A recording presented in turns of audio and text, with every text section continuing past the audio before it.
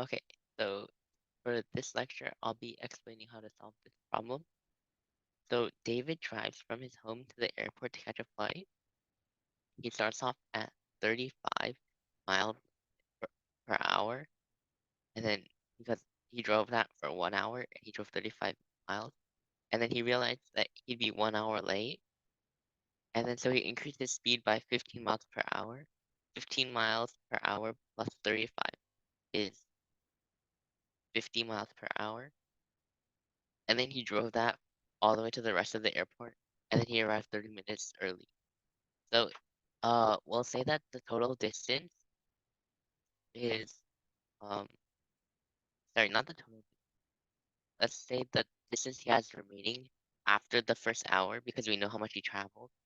That for this last part, we'll say that he has the left. Then, he traveled um over 50 because of his 50 miles per hour. Then it went from 1 hour late to 1 hour and 30 minutes early. So that's 1.5 hours.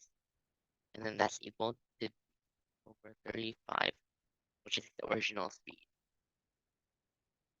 And so if we multiply this by um, 350, we'll get that plus 350 times 1.5 is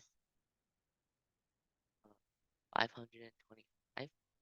And then that's equal to 10 feet. And so 3D equals 525, and so D would be equal to 175. And then, so in the first hour, he traveled 35 miles. So 175 plus 35 is 210. So that's the total mile